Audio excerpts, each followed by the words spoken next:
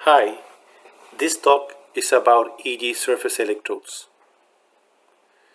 It is the first of a three-part series about surface EEG electrodes.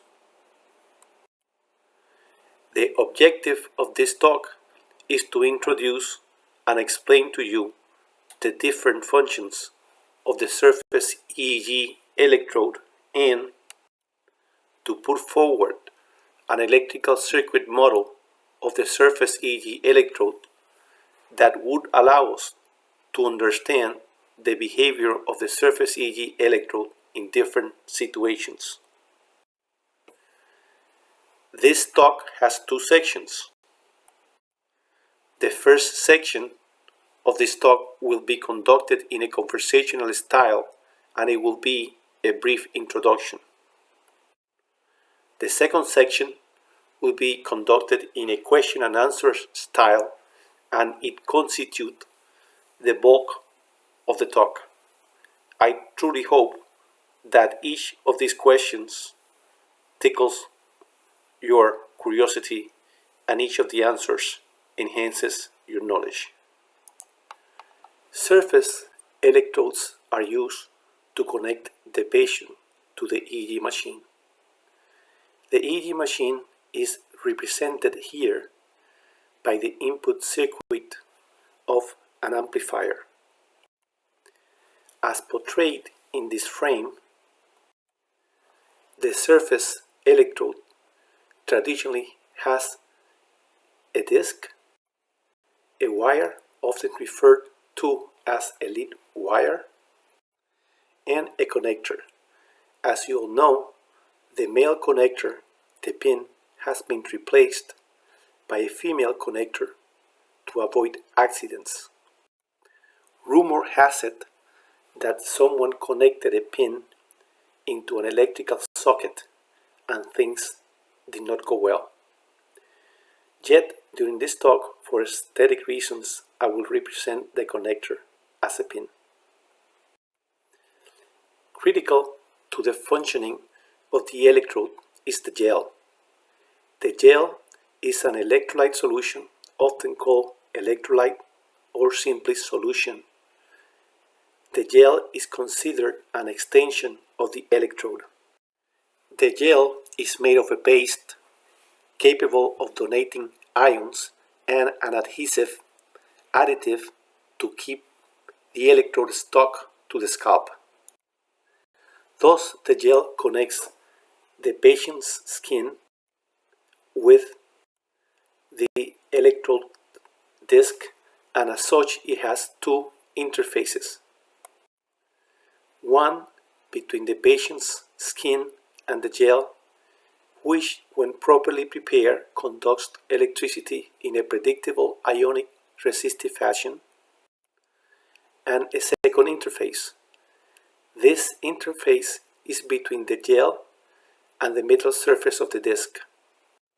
This interface, called the electrolyte electrode interface or gel electrode interface, gives the simple electrode the capability of functioning as a battery, a transducer, a low frequency filter, and a frequency dependent filter.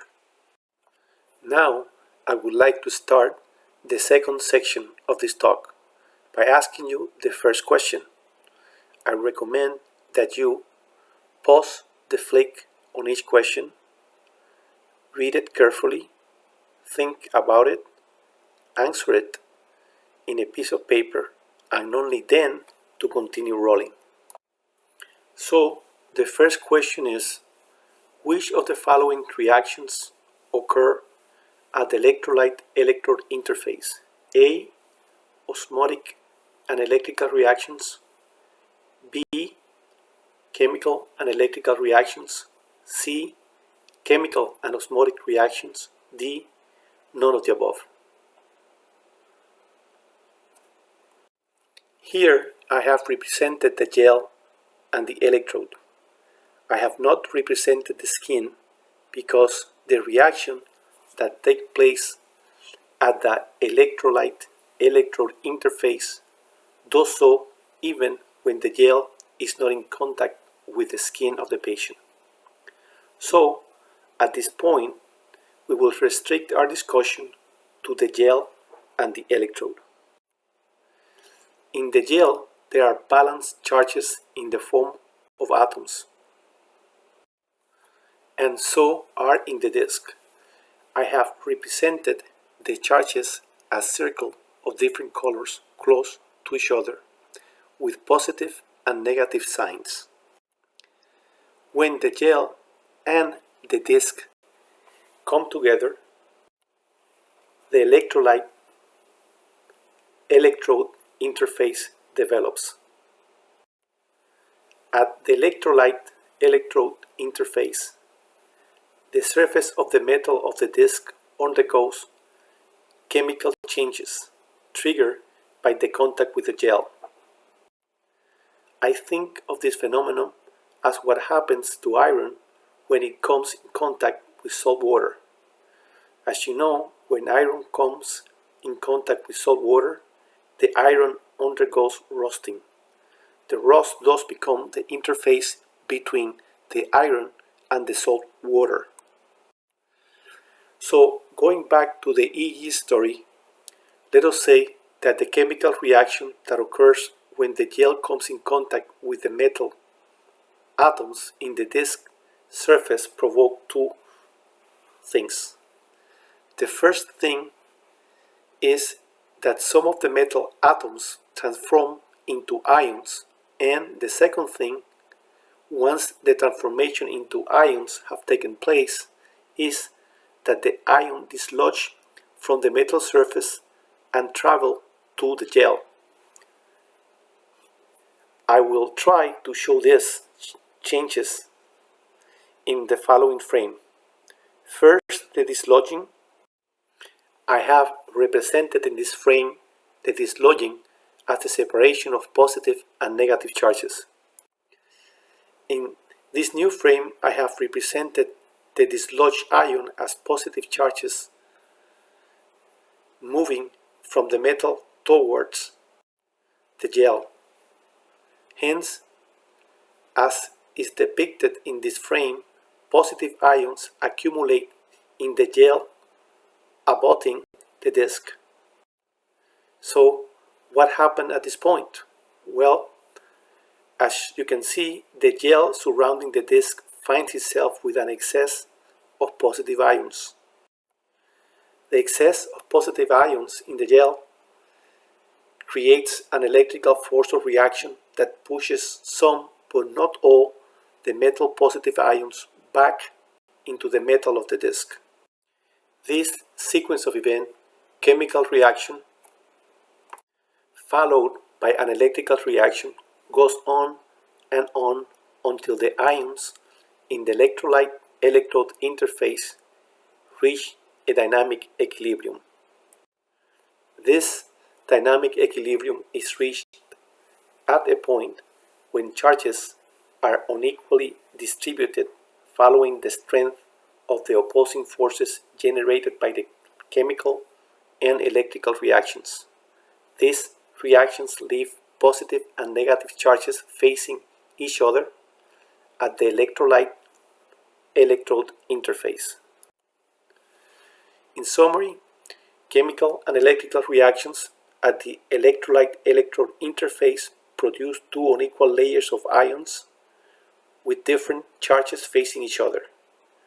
Now, let's see the answer, but before we do, I will pose the same question and leave it there for a while.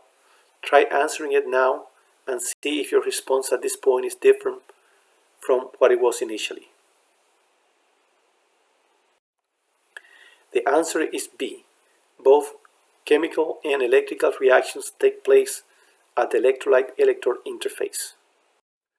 Now, let's go to another question. The consequence of the movement of charges at the electrolyte-electrode interface and their subsequent equilibrium is the creation of an electrical double layer. A true, B false. Thus, chemical and electrical reactions create two layers of ions with different charges looking at each other. In this frame, I have represented the positive ions on the side of the gel.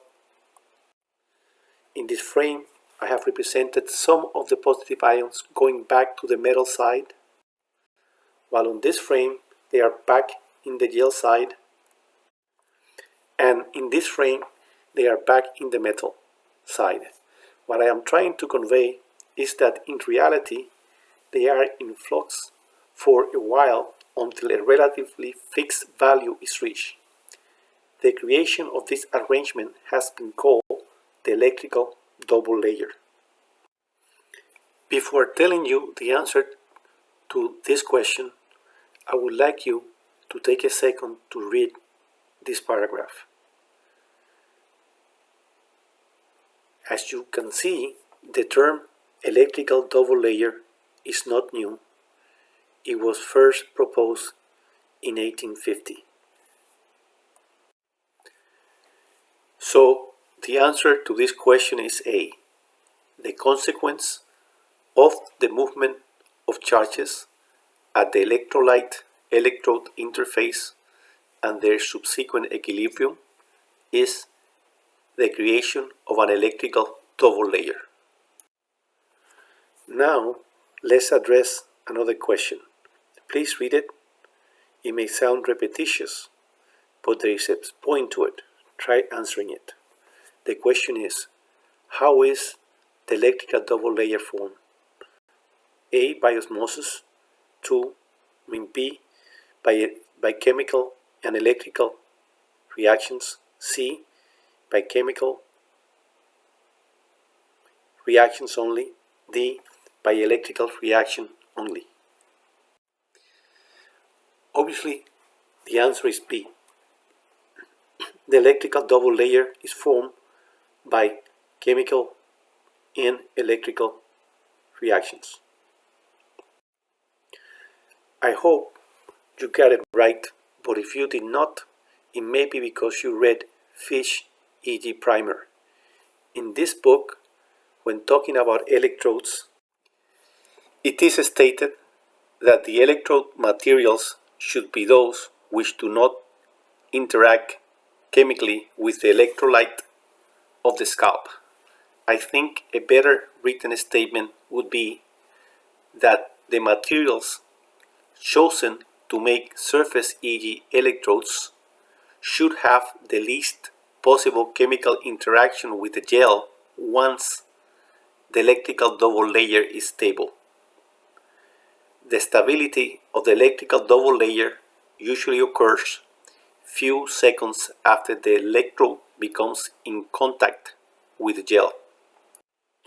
The next question is a true and false or false question. The name given to the product of the potential created at the electrical double layer is electrode potential. A true, B false. As you can imagine, the electrical double layer, due to the separation of charges, creates an electrical potential. This electrical potential is appropriately called the electrode potential. Please take a moment to read this paragraph. It provides a good explanation of the relation between the electrical double layer and the electrode potential. I will leave it on for a few seconds, but if you have not had enough time to read it, or if you want to read it more than once, pause the flick and restart when you are ready. The answer to this question is A. The next question is, the electrode potential can be attributed to A. the fixed arrangement of charges, B. the symmetrical distribution of charges, C. the presence of an absolute insulation of the electrical double layer, D. all of the above. If the charges at the electrolyte-electrode interface were equally distributed, no electrical potential would arise. So, the electrode potential only exists because of the asymmetrical distribution of charges. As you can see, the answer to this question is B. The reason I do not give you a number for the electrode potential is because it varies significantly depending on the metal composition of the disc and the temperature at the time the measurement is made.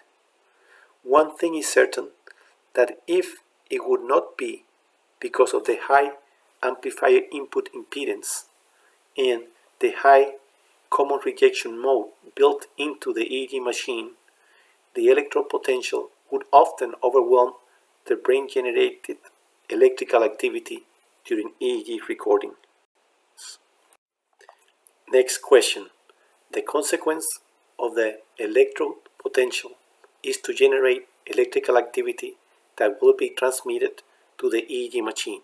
A true, B false. The consequence of the electrode potential is to generate electrons that will travel in the wire and pass to the EEG machine. So the answer to this question is A. Please try to answer this question. The reason I ask this question is to help you navigate the literature on the subject.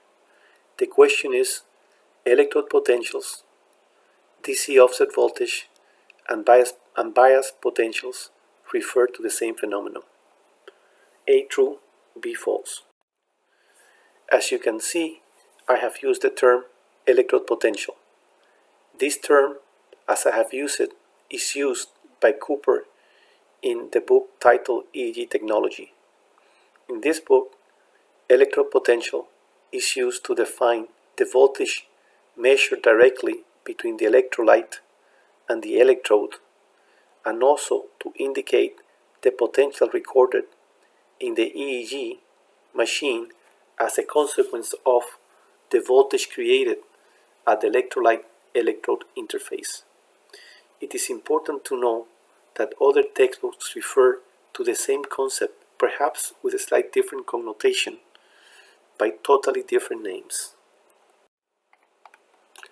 Fish Primer uses the term bias potential to refer to the potential recorded in the EEG machine as a consequence of the electrode potential. This potential, if recorded by the EEG, is often a source of artifacts, while the third edition of Niedermeyer's refers to it as DC offset voltage. The reason that this book refers to the difference in voltage between the gel and the metal as DC offset voltage is because the voltage generated at the electrolyte-electrode interface produces displacement of the EEG baseline when recording direct current. The tracing that I had just introduced in the lower part of this frame shows an activity with a background displaced from the baseline. This is especially noticeable at the site of the red arrow. The tracing on the right, especially at the site of the green arrow, demonstrate the presence of a background activity on the baseline. So the answer to this question is A, true, at least sort of. Now let's go to another question.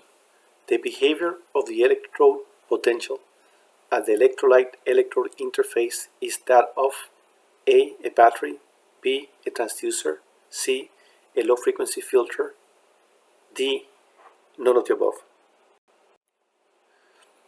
Electrode potential, as I just mentioned, drive electrons from the metal disc of the electrode through the wire and ultimate to the pin of the electrode.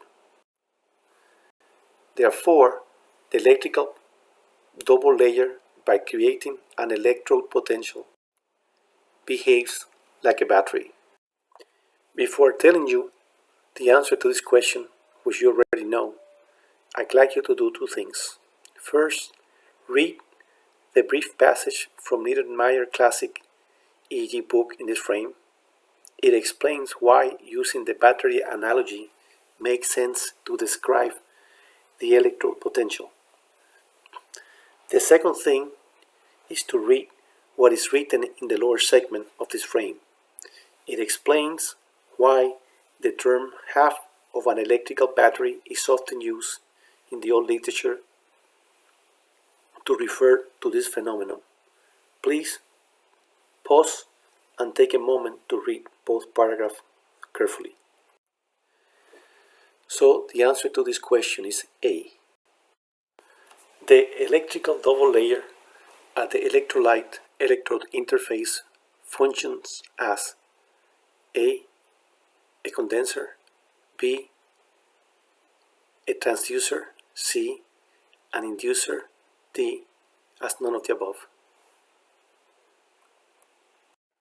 We have already discussed the electrolyte electrode interface giving rise to the electrical double layer, and that one of the consequences of the electrical double layer was the production of an electrode potential,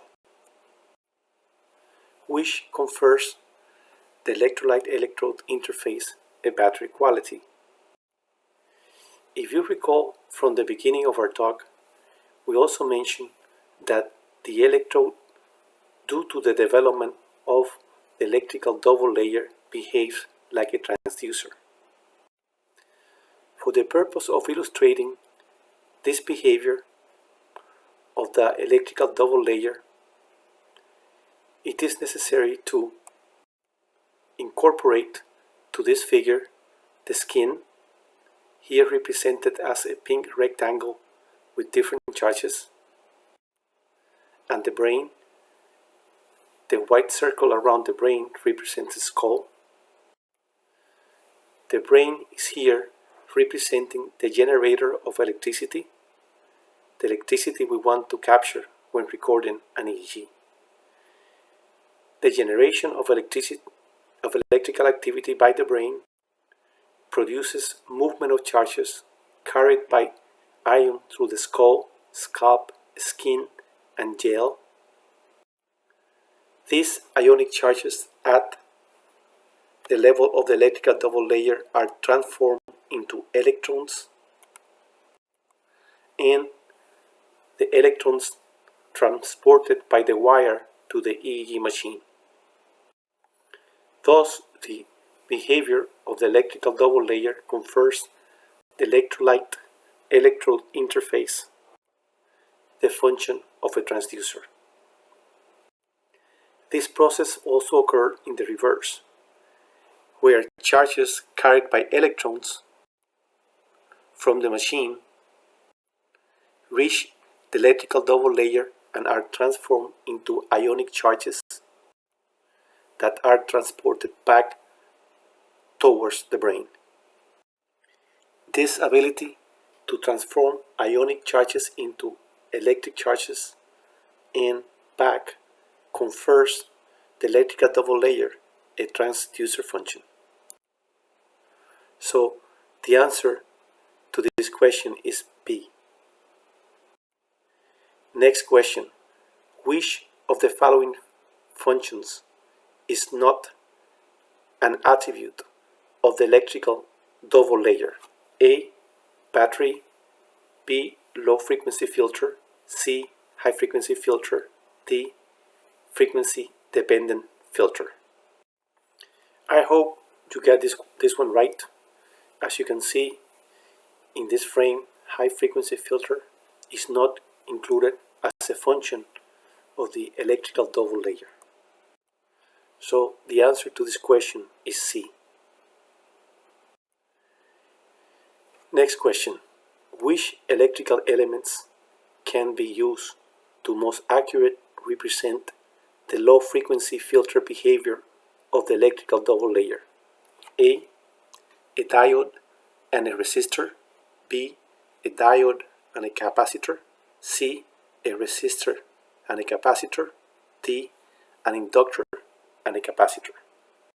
I will use the same figure that we have used to answer the question regarding the transducer function of the electrical double layer to answer this question. In this frame, I have added a symbol for low frequency filter in the right side at the top, as pointed by the arrow. I'd like to focus your attention on the electrical double layer. To remind you that the electrical double layer is the result of chemical and electrical reactions. The electrical reaction can be represented by a capacitor concerned with movement of non-ionic charges, and the chemical reaction as a resistor involved with ionic movement of charges. So the answer to this question is C. The next question is, a capacitor and a resistor in series can explain the low frequency filtering behavior of electrodes connected to the scalp. A true, B false. I hope you recall this figure. You certainly have seen it enough times. In this figure, I have substituted the resistor and the capacitor by their symbols. As you can see here, what I am depicting in this frame is a capacitor in series with a resistor. As you know, this represents a low frequency filter, a function that we have adjudicated to the electrical double layer. In the next few frames, I will schematically show how this electrical circuit behaves as a low frequency filter. So let's look at these elements and add 4 yellow curved lines. The white ones, the long waves, represent low frequency rhythm, and the thin one, the short waves, represent fast frequency rhythms. When propelled by an electrical motive force to move along the conductor, this wave will reach the capacitor. Upon reaching the capacitor and attempting to go through, some of the slow wave will be blocked, but all the fast waves will go through. I have represented this by leaving one fat wave behind the capacitor. Upon reaching the resistor, the reaction is different. The resistor resists all waves at the same rate. This is represented in this diagram by leaving behind the resistor one thin wave and one fat wave, and by placing in front of the resistor only one thin wave. The analogy I create in my mind is the resistor behaves as an equal opportunity element, restricting fat people, that is low frequency wave, and thin people, that is fast frequency wave, from going through the door, while the capacitor has something against fat people and does not let fat people go through. The conclusion about this non-politically correct analogy is that a capacitor and a resistor in series behave like a low frequency filter. As you know, another way to refer to a low frequency filter is as a high pass filter. As you can imagine, this is so because it lets high frequency wave pass. So the answer to this question is A. Next question is very similar but a little different, so read it carefully. A capacitor and a resistor in series can explain all behaviors of electrodes connected to the scalp. True or false? Here I am representing the brain and the skull. The brain generates direct current. the brain also generates slow alternating current and fast alternating current. As a matter of fact, we know that although the current recorded in the regular EEG is in the range of 0.3 to 100 cycles per second, the brain can generate activity of an apparent infinite frequency, that is direct current, and also it can generate ultra-fast frequency activity of 1000 cycles per second. The simple capacitor resistor in series circuit we have just described could serve as the only filter needed to record an electroencephalogram if the brain would only produce direct current, or if we would be only interested in collecting direct current. I indicated direct current in this frame by the square wave on top of the brain. But as we know, the brain produces a slow alternating current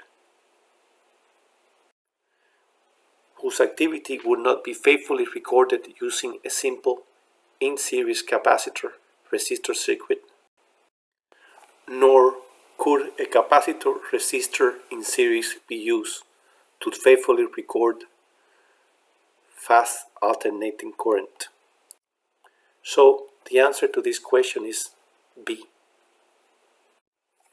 The resistor and capacitor in parallel circuit model with some modifications is more often used than the simple resistor capacitor in series model to explain the combined frequency filtering function of the electrical double layer, A true, B false.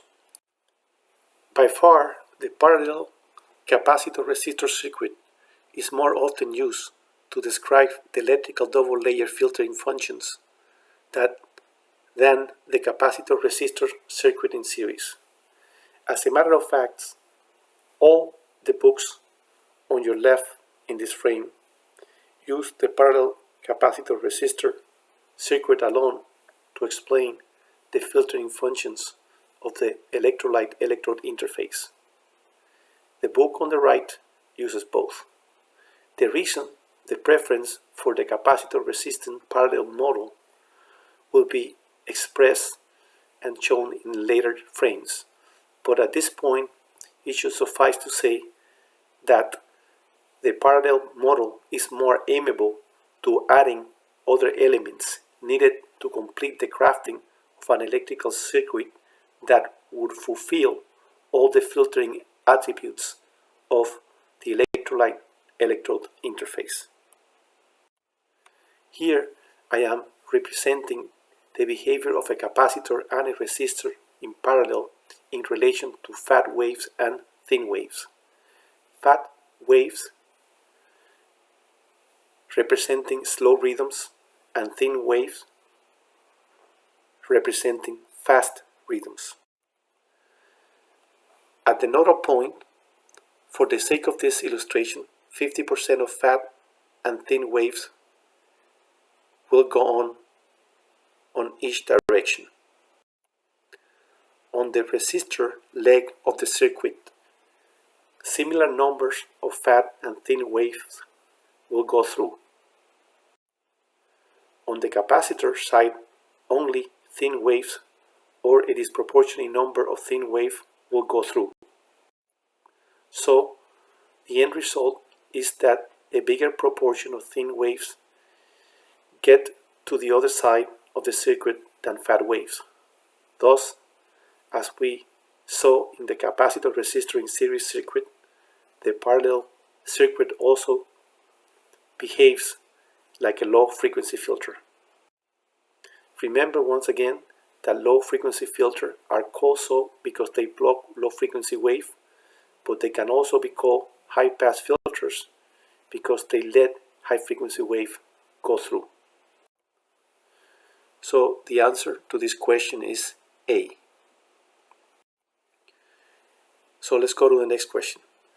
we account for the frequency-dependent filtering of the electrical double layer by invoking the Warburg impedance, true or false. If you recall from the beginning and through the course of this talk, I mentioned that the electrode, because of the development of the electrical double layer, in addition to behaving like a battery, a transducer, and a low-frequency filter, also behave like a frequency-dependent filter. This is an experimental reality that needs to be accounted and explained. As you can imagine, an explanation for this was not easily found, so scientists tried searching in other disciplines, that is in other disciplines other than physics, to try to answer it. They found an explanation that fitted the experimental reality of frequency-dependent filtering by the electrode in the field of chemistry. They found it in an equation used to explain diffusion oscillations. The formula is called the Warburg impedance. The Warburg impedance, as you can see in this frame, is complicated. If you wish, you can stop the flick and read the paragraph I inserted in it. I have read it many times, and still, despite the multiple reading, the use of the Warburg impedance in the electrical circuit remains a leap of faith. The only part I clearly understand is the Z signal by the arrow. It is a symbol for impedance and a few other symbols in this formula. So, as you can imagine, my lack of understanding of this formula precludes me giving you any rational explanation for it. Suffice to say that you need to remember the name Warburg impedance and that it is used in the electrical circuit model for the EEG electrode. So the answer to this question is A. With the explanation of frequency-dependent filtering, we have concluded the first task of our talk, which was to introduce and explain the different functions of the surface EEG electrode. The second task, as you remember, or if not as I will remind you, is to put forward an electrical circuit model of the surface EEG electrode that would allow us to understand its behavior in different situations. I will conduct the explanation of the second task in the same fashion as I have done to explain the first task, and that is by introducing several questions. The first question is: the Warburg impedance can be substituted by a diode and a resistor, A true, B false. This is the figure that you have been seeing all along. The arrow is pointing to the electrical double layer. I will further simplify this figure by substituting the words electrical double layer by their initials, as I have done in this frame. I have done this to make a space for the diagram of the electrical circuit model of the electrical double layer, which I will introduce now. This diagram you are looking at represents the low frequency filter function of the electrical double layer, which we have discussed in the past. I will add to it the letter W for Warburg impedance. As you can recall, the Warburg impedance explains the frequency-dependent filtering characteristic of the EEG surface electrode. Because of this function consists of filtering alternating current, it is possible to substitute the Warburg impedance by a resistor and multiple different sizes capacitors to explain the frequency-dependent filtering attribute of the electrical double layer. In this diagram, for the sake of simplicity, I will represent the multiple capacitors as one.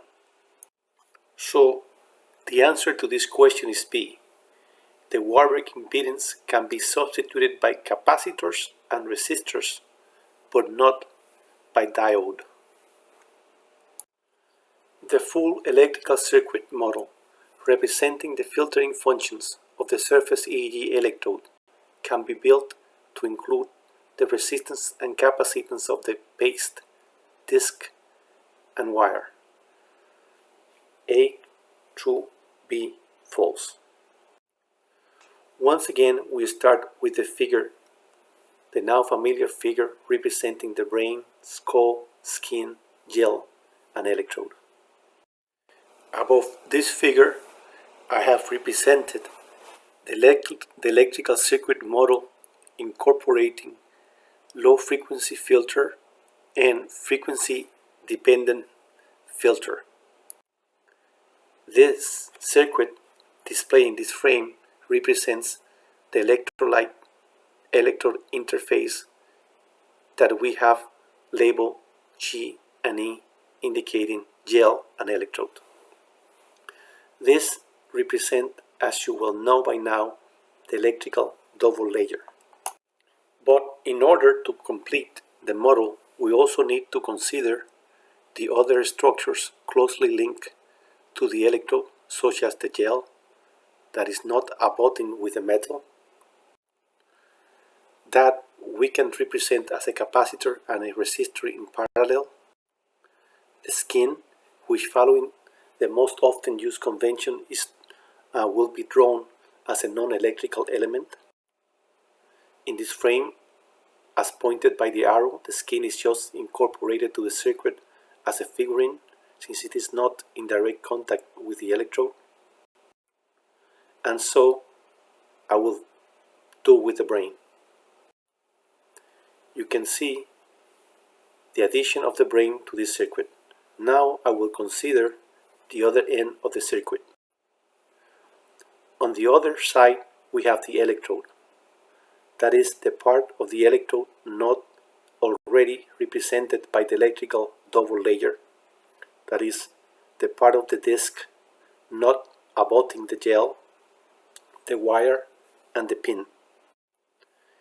These structures can also be represented by a capacitor resistor in parallel. With the drawing of these electrical elements, we have completed the full electrical representation of the circuit. The answer to this question is A, but it is important to keep in mind that some of the capacitance and resistor values of some of these structures are, in regular conditions, very small.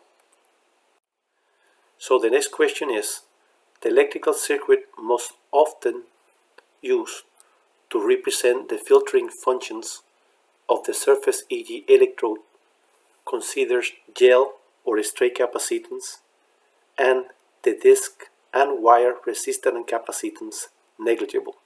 A, true, B, false. Please take a moment to read this paragraph. I will read it with you.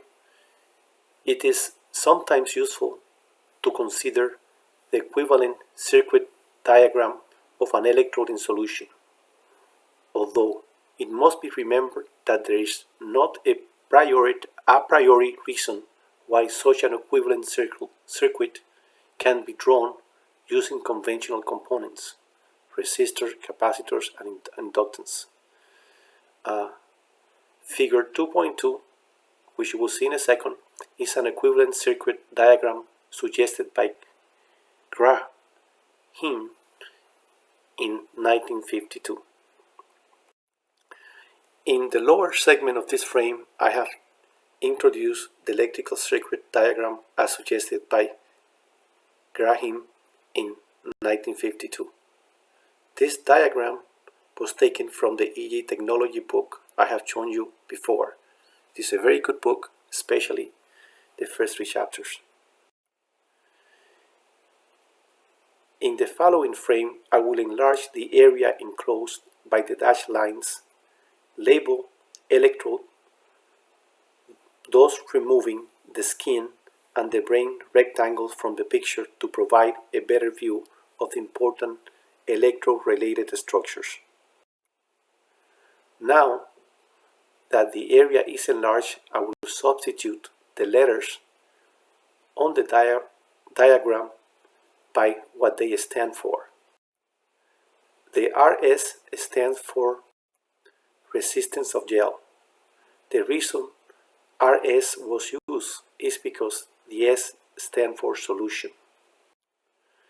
The C stands for capacitance of electrical double layer, that is the non-ionic drive current.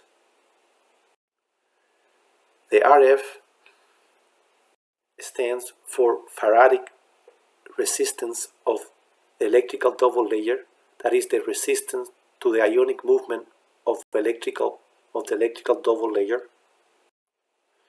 The W stands for Warburg impedance. The CO stands for capacitance of a straight current implying unintended currents with no unifying vector. This capacitance is negligible and can be ignored in most practical cases. I will at this point introduce a second diagram of the same structure, that is the electrode. This diagram, according to the authors, was also based on Graham's original description.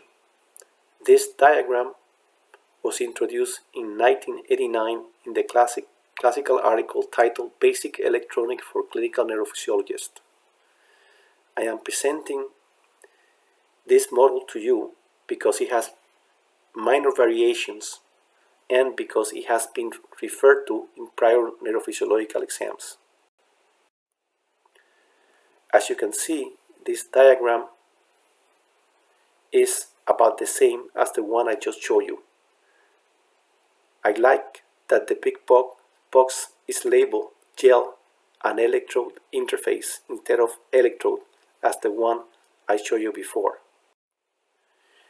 You can see it enlarged in this frame. The elements and labels are the same as in the first diagram I showed you. This is understandable since the same source was used for both. In this frame I have substituted the letters by their legends. The only significant difference is that the legend of CO has been changed. In the Cooper model, the one I showed you before, CO refers to the capacitance of the straight current. In the Misulis model, the one we're looking at this moment, CO is labeled as the capacitance through the gel. I think the Cooper model labels it more appropriately.